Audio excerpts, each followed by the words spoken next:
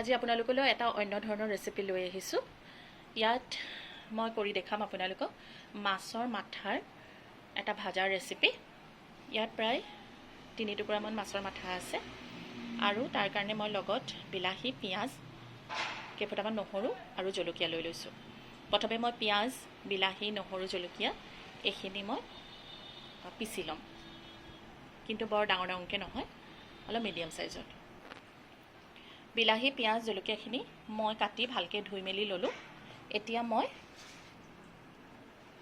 ইয়াতে এইখিনি দি পিচি ল'ম,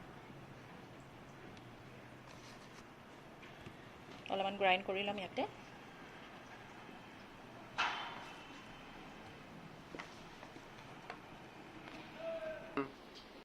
এতিয়া মই এইখিনি ইয়াতে পিচি ল'ম। এয়া চাওক কি ধুনীয়াকৈ মই এইখিনি ইয়াতে পিচি ল'লোঁ। একেবাৰে মিহি কৰি লোৱা নাই, অলপ মিডিয়াম চাইজত পিচি লৈছোঁ। এতিয়া মই গেছটো অন কৰি ল'ম। ইয়াত এটা কেৰাহী উঠাই দিম মাছৰ মাথাকেইটা ভাজিবৰ কাৰণে। ইয়াতে মই তেল দি ল'ম। তেল অকণমান বেছিকৈ দিম। তেলখিনি গৰম হ'বলৈ দিম আৰু তেতিয়ালৈকে মই মাছৰ মাথাত নিমখ হালধিখিনি সানি ল'ম। তেল গৰম হৈ গ'ল। এতিয়া মই মাছৰ মাথাখিনি তেলত দি ল'ম।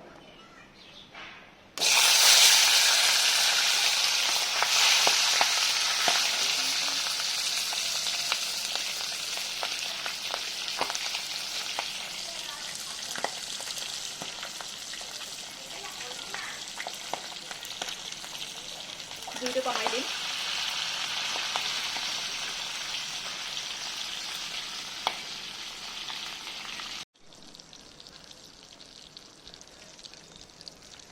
এতিয়া মাছৰ মাথাকেইডোখৰ মই উল্টাই দিম। এক পিঠি হৈ গ'ল। মাছৰ মাথাত যিহেতু ফুটে, সেইকাৰণে আপোনালোকে অকণমান সাৱধান হ'ব। মোৰ গাত পৰিছেই চিটিকনি। এতিয়া অলপ অলপ এনেকৈ ভাঙি দিম। এইটো একদম সহজে হোৱা এটা ৰেচিপি, খাই কিন্তু খুব ভাল লাগে। এতিয়া অকণমান অকণমান মই ভাঙি দিম। জুই কিন্তু মই মিডিয়াম ফ্লেমতে ৰাখিছোঁ।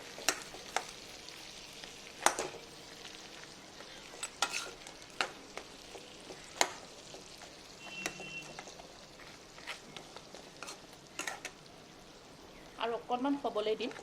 এইটো চাইডে ভালকৈ ভাজ খোৱা নাই, এইফালে চাইডটো মই অকণমান হ'বলৈ দিম। মাছৰ মাথাখিনি প্ৰায় ভজা ভজা হৈ গৈছে।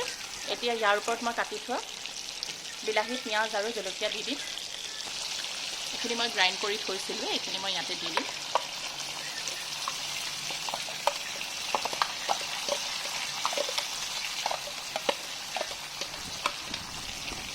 ইয়াতে মই নহৰু বটা অকণমানো দি দিম আৰু নহৰু বটা দি দিছোঁ।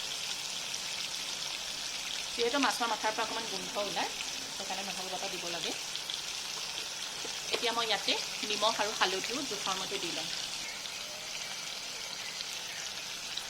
মাছৰ মাথা নিমখ হালধি যিহেতু সানিছিলোঁ, সেইকাৰণে মই নিমখটো অলপমান কমায়ে দিম।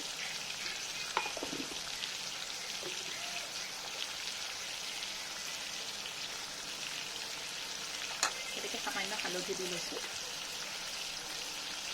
এতিয়া মই এইখিনি ভালকৈ মিক্স কৰি দিম আৰু মাজে মাজে মাছৰ মাথাকেইটাও যিমান পাৰোঁ সৰু সৰু টুকুৰা কৰি দিম।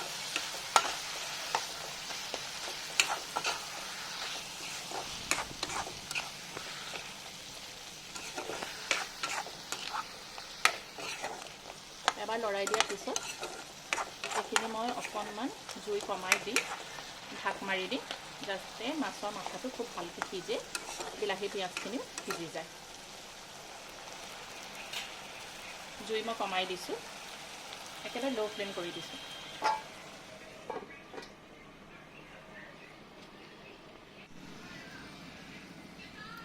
এতিয়া পুনৰ ঢাকনিখন উঠাই পেলাই চাম। এতিয়া চাওক, এইখিনি প্ৰায় ভাজা ভাজা নিচিনা হৈ গৈছে, তেলো ওলাই আহিছে। মাছৰ মাথাবোৰ এনেকৈ ভাঙি দিব আপোনালোকে।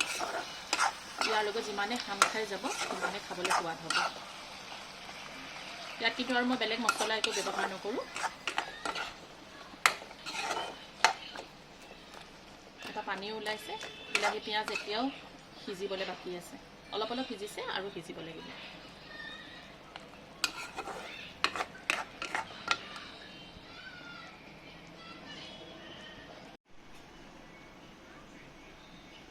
এতিয়া পুনৰ ঢাকনি উঠাই চাম। এয়া চাওক, মাছৰ মাথাৰ বিলাহী পিঁয়াজ এইবোৰ চব ভজা ভজা হৈ গ'ল। কি ধুনীয়া হৈছে। ছাইডৰ পৰা তেল মই যিমানখিনি দিছিলোঁ গোটেইখিনি ওলাইও আহিলে। এতিয়া মই জুইটো বহাই দিম।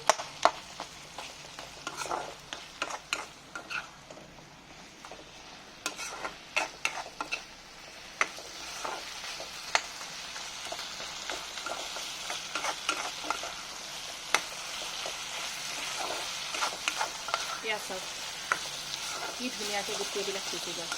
মাছৰ মাথা, পিঁয়াজ, জলকীয়া চব। আৰু এনেকৈ খাই চাবচোন, সুদা ভাতৰ লগতে সানি আপোনালোকে খাই চাব পাৰে, খুব ভাল লাগে খাবলৈ।